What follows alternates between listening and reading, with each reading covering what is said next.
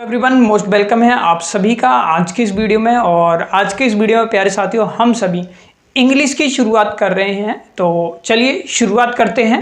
शुरुआत करेंगे इंग्लिश की। अगर हम बात करें तो आपको समझ लेना है, जब आप इंग्लिश पढ़ते हो तो इंग्लिश में दोनों ही पार्ट बहुत ज़्यादा इंपॉर्टेंट होते हैं। आज की इस वीडियो में हम टेंसेस की शुरुआत करेंगे, लेकिन इस इंग्लिश की मैं बात करूं तो प्यारे दोस्तों आपको इन दोनों बातों को ध्यान रखना है, तभी आपकी इंग्लिश जो है वो क्या है बहुत बेहतर हो पाएगी।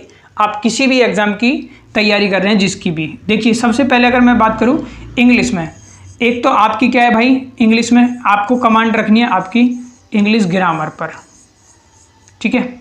और दूसरी जो कमांड रखनी है आपको वो रखनी है इंग्लिश की जो आपकी क्या है दूसरा पार्ट जो होता है उसको मैं कहता हूँ आपका वोकैबुलरी, ठीक है। तो इंग्लिश ग्रामर और इंग्लिश वोकैबुलरी इन दोनों में आपको ध्यान रखना है।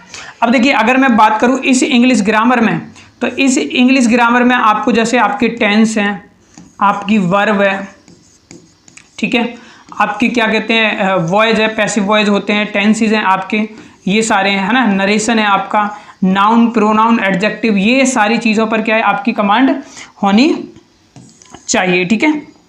ये जितनी भी मैं कह सकता हूँ इसे ओवरऑल जितनी चीज़ें मैंने बोली हैं आपको, जैसे नरेशन है, नाउन, प्रोनाउन, एडजेक्टिव, है ना, ये सारी चीज़ें आपको क्या है ग्रामर के अंतर्गत पढ़नी होगी। तो इसको एक वर्ड में मैं कह सकता हूँ, इन चीज़ों को क्या कह सकते हैं हम कि आपको एक तरफ तो पढ़ने इंग्लिश ग्रामर के रूल। क्लियर हुआ दोस्तों। दूसरी तरफ हम बात करें तो इंग्लिश वोकैबुलरी आपको पढ़नी होगी। इंग्लिश वोकैबुलरी की अगर मैं बात करता हूँ तो इसमें जैसे आपका आ जाता है एंटोनियम, एंटोनियम्स, दूसरी तरफ क्या आ जाते हैं सिनोनियम्स, ठीक है। जैसे फिर आपके आ जाते हैं फ्रेजेस है, ईडियम वगैरह, ईडियम भी आ जाते हैं, है ना, ईडियम, फ्रेजेस। तो ये सारी चीजें आपको पढ़नी है और वोकैबुलरी भी और भी आपकी बन जाती है दोस्तों, ठीक है। फिर आपने देखा होगा जैसे वन वर्ड आ जाते हैं हमारे, तो ये भी इसी के अंतर्गत आते हैं जो आपको पढ़ने हैं। और दूसरी अगर मैं बात करूं तो कभी कभी स्पेलिंग से भी क्वेश्चन बन जाता है। अगर इतना आपने इंग्लिश के अंतर्गत कर दिया तो आप ये मान लीजिए किसी भी एग्जाम की तैयारी कर रहे हैं, आपका 100% स्कोर उसमें होने वाला है, ठीक है। एक नंबर भगवान के नाम का समझ लीजिए, आप कितने भी मार्क्स की आपसे इंग्लिश आ रही है, लेकिन सभी एग्जाम इसमें कवर होते हैं, ठीक है। अब देखिए किस तरीके से, अब देखिए एंटोनियम है, सिनोनियम है, फ्रेज है, वन वर्ड है, स्पेलिंग है, यानी वोकैबुलरी की हम बात करें तो हर दिन नई वोकैबुलरी जनरेट होती है आपकी। तो उस कंडीशन में देखा जाए तो वोकैबुलरी हो सकता है कि मान लीजिए आपको 500 इंपोर्टेंट वर्ड आपने याद कर लिए, लेकिन पता लग रहा है कि एग्जाम में 501 भी आ गया जो आपने पढ़ा नहीं था। तो यहां से अगर मैं बात करूं तो एग्जाम में क्या है आपका कुछ भी प्रिडिक्ट नहीं किया जा सकता, 100% नहीं कहा जा सकता। कोई वर्ड ऐसा हो सकता है आपको याद है तो आप कर पाओगे, अदरवाइज नहीं कर पाओगे। लेकिन एक बार ग्रामर को अच्छे से कर लोगे तो आपसे अगर ग्रामर से क्वेश्चन बनेगा तो 101% आप उसको जरूर कर पाओगे, ठीक है। तो आपका फोकस जो है वो ज्यादा इस पर रहना चाहिए ग्रामर पर, और वोकैबुलरी क्या है आपको पढ़नी है, लेकिन जहां पर हमारे ज्यादा चांसेस बन रहे हैं वहां पर हमें ज्यादा मेहनत करनी है।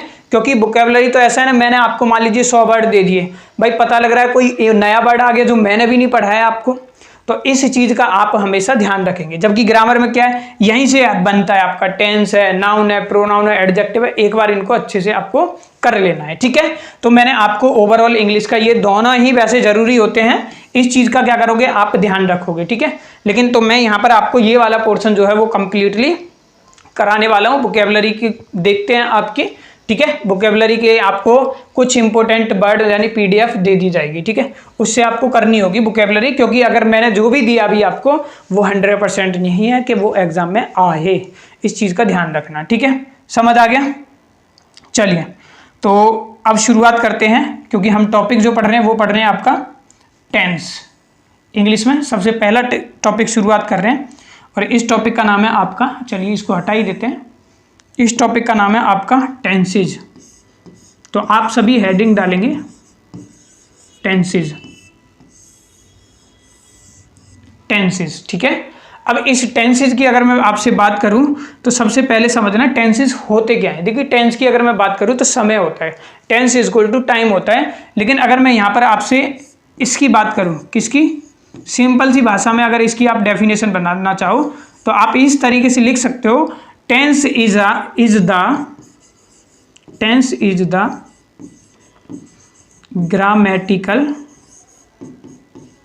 Grammatical form of time. Hindi वाले भी लिख लेंगे। अगर मैं हिंदी में बात करूं, जब टेंस क्या है भाई, जब व्याकरण में, या से भी कर सकते हो, कोई इशू नहीं है, जब व्याकरण में समय की बात की जाए, जब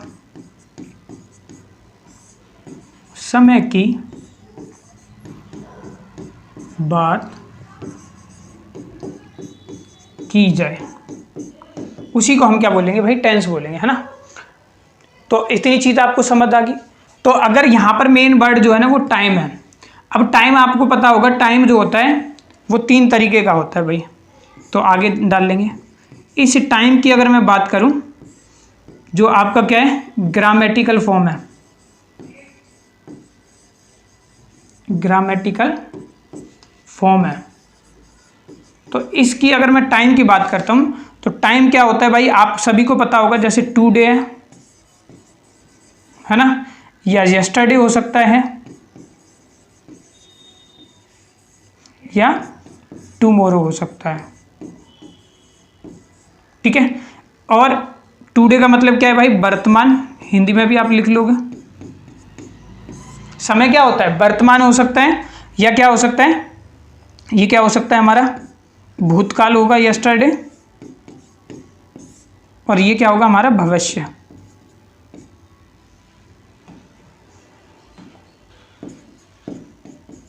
यानी इसको मैं ये भी कह सकता हूं, जो समय अभी चल रहा है वर्तमान कहलाएगा, जो समय क्या है हमारा बीत चुका है वो क्या कहलाएगा दोस्तों, वो भूतकाल कहलाएगा, और जो आने वाला समय वो क्या कहलाएगा, हमारा भविष्य कहलाएगा, ठीक है।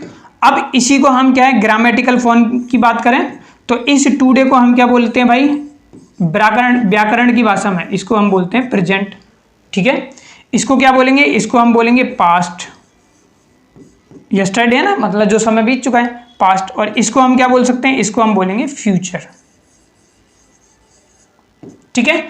इतनी चीज आपको क्लियर हुई या नहीं हुई, ये आपको बताना है पहले तो आपको पता लग गया भाई टेंसेस क्या होते हैं। Tense is the grammatical form of time. Time की अगर हम बात करें तो टाइम क्या हो सकता है, प्रेजेंट, पास्ट, फ्यूचर होता है। अब यहीं से जो है आगे आपको चलना है, और आगे हम बात करें तो टेंस के प्रकार आपसे पूछ लिए जाते हैं। तो टेंस की अगर मैं प्रकार की बात करूं तो यहां पर अब हम बात करेंगे टेंस के प्रकार की। तो अभी मैंने आपको बताया था, क्या बताया भाई, प्रेजेंट है, पास्ट है, फ्यूचर है। तो मैं कह सकता हूं पास्ट, प्रेजेंट, और एक हो जाएगा आपका दोस्तों फ्यूचर। यही तीनों है भाई, ठीक है। अब इनके भी क्या है, सब टाइप्स हैं, इस चीज को आपको पता ही होगा कैसे। इसकी मैं बात करूं तो ये क्या हो जाएगा आपका पास्ट इंडेफिनिट। दूसरे की अगर मैं बात करूं तो क्या हो जाएगा, पास्ट कॉन्टिन्यूअस। और तीसरे की अगर मैं बात करूं तो तीसरा क्या हो जाएगा भाई, पास्ट परफेक्ट।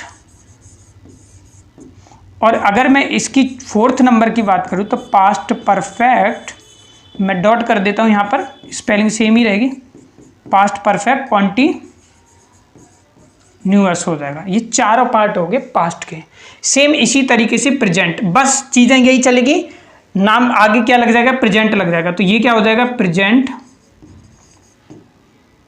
प्रेजेंट इंडेफिनिट, मैं स्पेस की जगह से डॉट लगा रहा हूं, स्पेलिंग सेम ही रहेगी। फिर क्या हो जाएगा हमारा प्रेजेंट कॉन्टिन्यूस, फिर क्या हो जाएगा हमारा प्रेजेंट परफेक्ट, और लास्ट जो रहेगा मतलब चौथा जो होता है प्रेजेंट का वो होएगा प्रेजेंट परफेक्ट, डॉट कर देते हैं, कॉन्टिन्यूस, डॉट टेंस, ठीक है। सेम इसी तरीके से आप फ्यूचर में भी लिखोगे, क्या हो जाएगा भाई, फ्यूचर इंडेफिनिट, आगे एक डॉट डॉट मतलब टेंस डाल लेना, प्रेजेंट फ्यूचर इंडेफिनिट टेंस, फिर क्या हो जाएगा, फ्यूचर कॉन्टिन्यूस हो जाएगा दोस्तों, फिर क्या हो जाएगा, फ्यूचर परफेक्ट हो जाएगा, और फिर क्या हो जाएगा, future perfect continuous, future perfect continuous tense. ये क्या होते हैं, ये हमारे इसके मैंने आपको क्या बना दिए, ये इसके प्रकार मैंने आपको बता दिए, 3 प्रकार के बता दिए भाई। मतलब पास्ट, प्रेजेंट, फ्यूचर हो गया, इनके भी सब टाइप्स होते हैं। पास्ट इंडेफिनिट हो गया, कॉन्टिन्यूस हो गया, परफेक्ट हो गया, परफेक्ट कॉन्टिन्यूस हो गया। सेम इसी तरीके से प्रेजेंट के नाम है, सेम तरीके से इसी तरीके से फ्यूचर है। तो अब हम इनको क्या करेंगे, हम सबसे पहले जो शुरुआत करेंगे वो प्रेजेंट से शुरुआत करते हैं, ठीक है। जो समय अभी चल रहा है उससे शुरुआत करते हैं। तो चलिए शुरुआत करते हैं।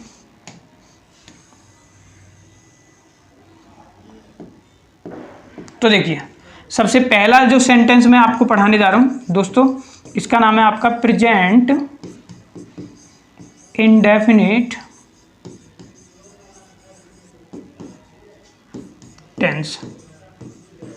अब देखो भाई, हिंदी में जिन्हें पढ़ना है, हिंदी में इसको वैसे पहचान बताते हैं, जैसे रहा है ना, सॉरी रहा है, रही है नहीं, हिंदी में इसकी पहचान बताते हैं जिस वाक्य के अंत में क्या आ जाए। जैसे प्रेजेंट की बताऊं, ता, ते, ती। भाई अगर आप इस तरीके से पढ़ना चाह रहे हो तो आपका कभी एग्जाम नहीं निकलेगा। ध्यान रखना, अगर इस तरीके से आपको पढ़ना है तो मैंने ऑलरेडी रिकॉर्डेड वीडियो डाली हुई है, आप एक बार उनको स्पोकन वाली देख सकते हैं, ये स्पोकन में बेस्ट रहती हैं। अगर इस तरीके से आपने इंग्लिश पढ़ी हुई है तो इसको भूल जाइए। जिस तरीके से मैं आपको पढ़ा रहा हूँ, और प्रूफ भी करूँगा कि क्यों नहीं आपको पढ़ना है, ठीक है। जिस तरीके से मैं पढ़ा रहा हूँ उस तरीके से आपको क्या करना है, पढ़ना है भाई, ठीक है। Present indefinite tense, present indefinite tense की सबसे पहले अगर हम बात करें, आपने एक और सुना होगा इसको, कहीं कहीं पर आपको दूसरा नाम जो मुझे याद आ रहा है, इसको सिंपल प्रेजेंट टेंस के नाम से भी जानते हैं भाई, ठीक है। तो किताबों में दिया होता है, तो आप भी लिख लेंगे, ठीक है, इस चीज़ को भी। अब अगर मैं इसकी बात करूं तो सबसे पहले पहचानोगे क्या, देखो इसमें जो है ना 4 बातें आपको ध्यान रख, मतलब 3 बातें ध्यान रखनी है। अगर बात हो किसकी,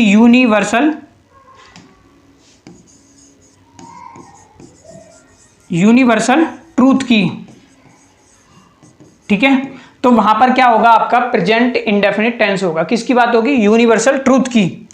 दूसरी बात जो ध्यान रखनी है दोस्तों, अगर कोई शेड्यूल है आपका तो वो भी क्या होगा, आपका प्रेजेंट इंडेफिनिट टेंस में होगा। और अगर मैं यहां पर बात करूं आपकी, कोई भी क्या है आपका हैबिचुअल एक्शन है, हैबिचुअल यानी कि आदत वाला एक्शन है आपका, आपकी कोई हैबिट है ना, जो काम आप रोज रोज करते हो, वो भी क्या होगा, आपका प्रेजेंट में काउंट होगा। अब इनके सर कोई एग्जांपल तो दो, हमें तो कुछ समझ ही नहीं आया, वही चीज तो समझा रहा हूं। अब जैसे यूनिवर्सल ट्रूथ है, जैसे इसका एग्जांपल लूं मैं आपको, जैसे मैंने बोला the sun rises in the east. अगर आपसे कोई पूछता है कि ये सेंटेंस है कौन सा, पूछ लिया जाए प्रेजेंट है पास्ट है, तो आप वैसे देखोगे तो यार कंफ्यूजन होगी। हिंदी वाले से नहीं पहचानना आपको, इसी से आपको क्या देखना है कि क्या ये यूनिवर्सल ट्रूथ है। जी हाँ बिल्कुल है। अगर यूनिवर्सल ट्रूथ की बात कहीं भी होती है तो वो आपका प्रेजेंट इंडेफिनिट टेंस होगा आपका। क्लियर, इसका एग्जांपल मैंने दे दिया, the sun rises in the east. Schedule की बात करें, जैसे शेड्यूल का जैसे आई wake up at 6 AM in the morning,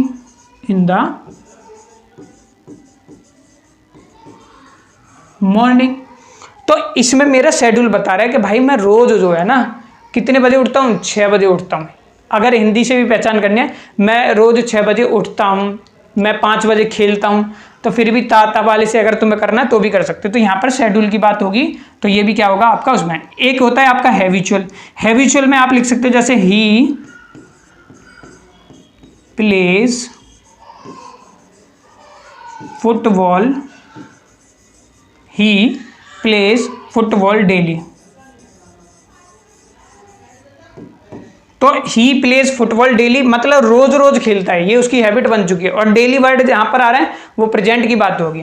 अब यहां पर एक चीज आपको ध्यान रखनी है दोस्तों, इसमें ना एस लगाया मैंने ही के साथ, तो यहां पर आपको ध्यान रखना है, क्या ध्यान रखना है, इस तरीके से लिख सकते हो यार कि अगर मैं वर्ब की बात करूं, वर्ब का मतलब क्या है भाई, क्रिया की अगर मैं बात करता हूं, वैसे नोट अलग कर लेंगे इसे, क्रिया की अगर मैं बात करता हूं, आपको ध्यान रखना है कि अगर वर्ब में क्या करें हम, वर्ब में B1 में क्या करें, एस या ES लगा दें, ठीक है, तो ये क्या बन जाती है, सिंगुलर बन जाती है। जैसे गो में क्या कर दिया मैंने, ES लगा दिया, ठीक है। ऐसी मैंने राइट में क्या, जैसे राइट लिख लूँ, राइट में क्या लगा दूंगा मैं, राइट्स, ठीक है।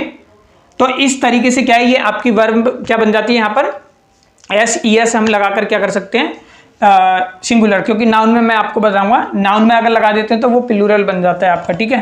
तो ये आपको ध्यान रखिए। अब कंफ्यूजन रहती है कि सर एस किसके साथ लगेगा, ES किसके साथ लगेगा, यहाँ पर तो एस है, किसी में ES भी लगा सकता है। तो ये वर्ड याद रखना है, जैसे O आ जाए किसी के अंत में, OXCH SH या डबल S आ जाए तो हम क्या लगाएंगे, ES लगाते हैं। अदरवाइज आप ध्यान रखेंगे, इसी तरीके से लिख दिया, अदरवाइज बोल रहा हूं मैं, अदरवाइज क्या लगाओगे आप, एस लगाओगे। जैसे गो, तो इसमें देखो OXCH SS डबल S बोला है मैंने, तो O आ गया तो मैं क्या करूंगा, इसमें ES लगा दूंगा। ऐसे मैंने लिखा वॉच, तो इसमें CH आ गया, OXCH आ जाए, ये O है, OXCH आ जाए तो यहां पर क्या लग जाएगा आपका, ES लग जाएगा, वॉचेज।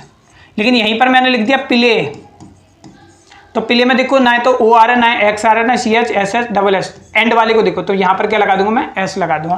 तो इसीलिए यहाँ पर क्या है लगा हुआ है, थर्ड पर्सन सिंगुलर के साथ, ठीक है। इस चीज को आपको ध्यान रखना है। क्लियर हुआ?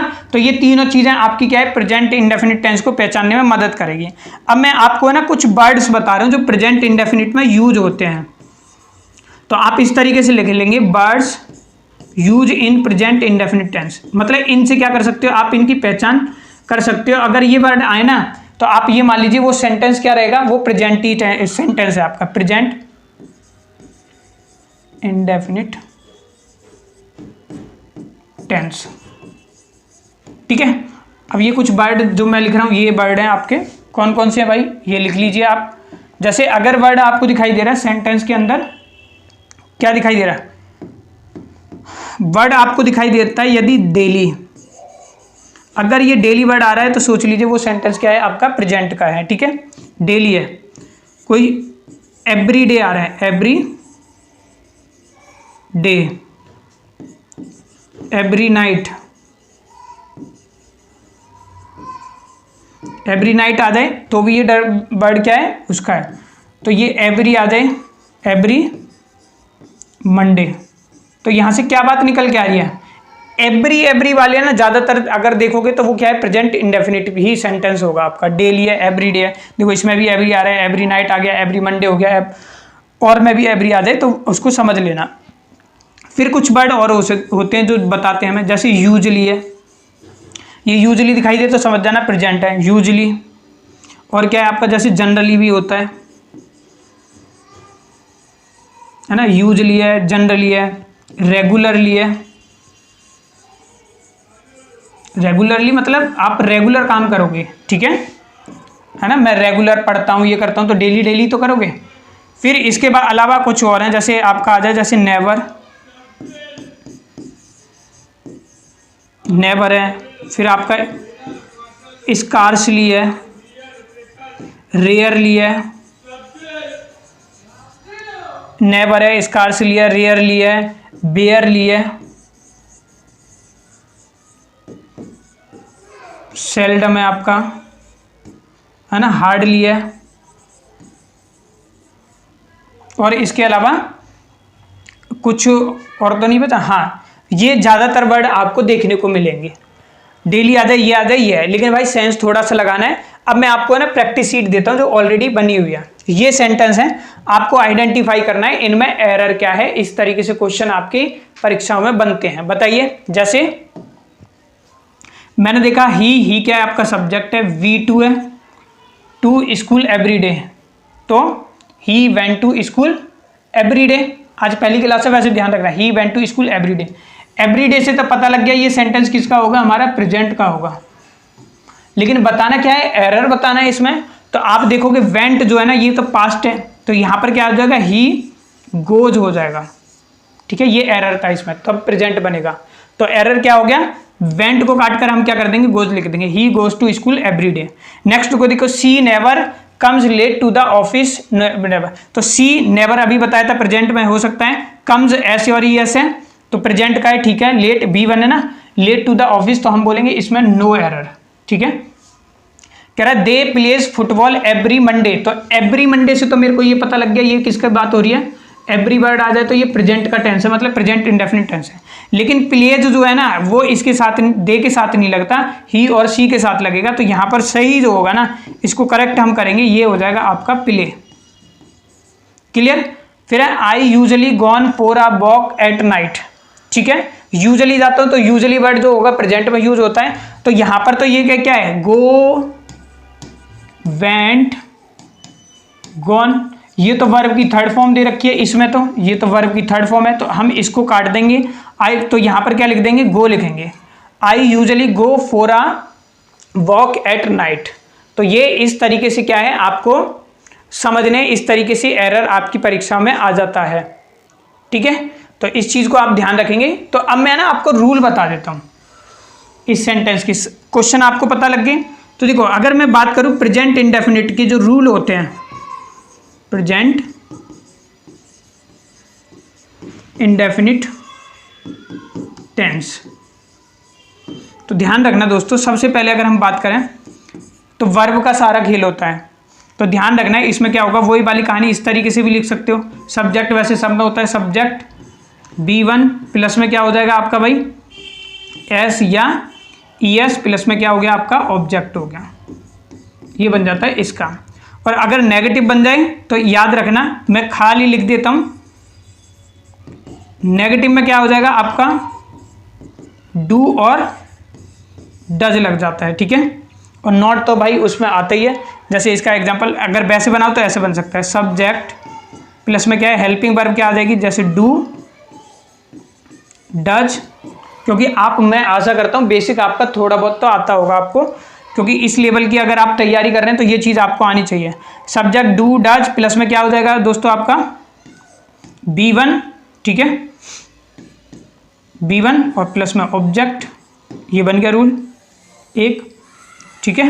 और यहीं पे बनाना चाहो तो दूसरा नेगेटिव का भी बना सकते हो, नेगेटिव का भी देखो ये बन गया आपका सिंपल का, ऐसे कर लो सिंपल।